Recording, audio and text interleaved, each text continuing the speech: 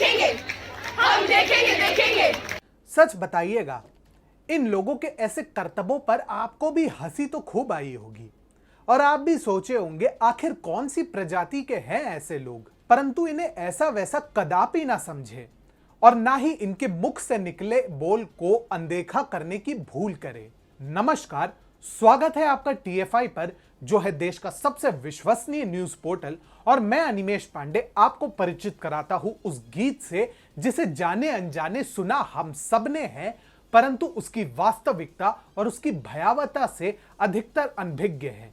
जिसे क्रांति की परिभाषा समझी जाती थी, वह कैसे वैमनस्य को बढ़ावा देती आई है, आइए बताते हैं उस हम देखेंगे गीत की कथा। तो अविलंब आरंभ करते हैं। हम देखेंगे, यदि नहीं सुना है तो आप हैं किस लोक में।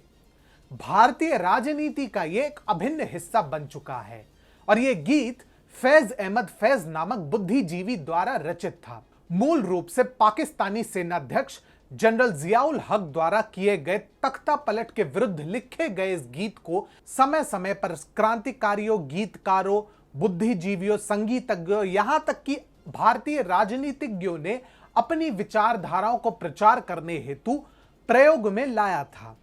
इसका सर्वाधिक प्रयोग तो सीए के विरोध से लेकर किसान आंदोलन जैसे राजनीतिक प्रदर्शनों में भी हाल ही में देखने को मिला है। उदाहरण के लिए इस वीडियो को ही देख सकते हैं। हम देखेंगे, हम देखेंगे। ये क्लिप द क्विंट ने प्रकाशित की थी जब सीए के विरुद्ध प्रदर्शन अपने चरमोत्कर्ष पर था। इसमें कई वामपंथी कलाकारों ने भाग लिया था और इसे अपना समर्थन भी दिया था। तो इसमें समस्या क्या है? आखिर सबको अपने विचार रखने का अधिकार है ना? हां जी, बिल्कुल है। लेकिन अगर इस गीत के प्रारंभिक बोल को ही ध्यान में रखें तो ये बोल सुनकर तो किसी के भी मन में क्रांति की ज्वाला भड़क उठेगी। जब जुल्म सितम के कोहे गारन रूह की तरह उड़ जाएंगे, हम देखेंगे। हम महकमों के पांव तले ये धरती धड़ धड़ धड़केगी और अहले हुकुम के सर के ऊपर जब बिजली कड़कड़ कड़केगी, हम देखेंगे, हम देखेंगे। लेकिन जब वास्तविक गीत के बोल पर ध्यान दे तो इसमें क्रांति की कम और इस्लामवाद की बू अधिक आती है भैया। विश्वास नहीं होता तो इसे स्वयं सुनिए। जब अर्ज़ खुदा के काबे से सब बुत उठवाए जाएंगे, हम अहले सफा मरदूदे हरम मसनद पे बिठाए जाएंगे, सब ताज उछाले जाएंगे, सब तख्त गिराए जाएंगे, बस नाम रहेगा अल्लाह का, जो गायब भी है हाजिर भी, जो मंजर भी है नाजिर भी, उठेगा अन अल हक का नारा, जो मैं भी हूं तुम भी हो। अब आप स्वयं बताइए, ये क्रांति का गीत है या इस्लाम का महिमा मंडन करने वाला गीत है? अगर फैज अहमद फैज वास्तव के क्रांतिकारी थे, जैसे वे आयु पर्यंत दावा ठोकते थे, तो उन्होंने भारत के विभाजन का विरोध क्यों नहीं किया? उन्होंने पाकिस्तान में ही रहना क्यों पसंद किया? वो कहते हैं ना, हाथी के दांत खाने के और दिखाने के और। क्या बात है सर, क्या बात है सर, क्या बात, ये बात है। पर ठहरिए, बात यहीं पर खत्म नहीं होती।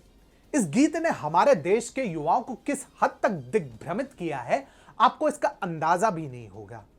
हाल ही में एबीपी न्यूज के एक पत्रकार ने बड़गाम में एक कश्मीरी पंडित की हत्या के लिए द कश्मीर फाइल्स को दोषी ठहराया है। अब आप भी सोच रहे होंगे कि द कश्मीर फाइल्स और हम देखेंगे का क्या नाता है भैया। इस फिल्म ने कश्मीरी हिंदुओं की त्रासदी को जिस तरह से बिना लाग लपेट के दिखाया, वो तो प्रशंसनीय है ही, परंतु इस फिल्म ने हम देखेंगे गीत की भी पोल पट्टी खोलकर रख दी। जिस प्रकार से युवा विद्यार्थियों को दिग्भ्रमित किया जाता है और भारत विरोधी नीतियों का समर्थन करने हेतु प्रेरित किया जाता है, हम देखेंगे गीत का चित्रण इस फिल्म में उसी का परिचायक है। ऐसे में हम देखेंगे वामपंथियों के दृष्टिकोण से एक क्रांतिकारी गीत था, परंतु वास्तव में यह एक इस्लाम परस्त गीत है, जिसकी वास्तविकता और भयावहता से लोग अब जाकर परिचित होना शुरू हुए हैं। निसंदेह काफी देर हुई है, लेकिन कहते हैं ना, जब जागो तभी सवेरा।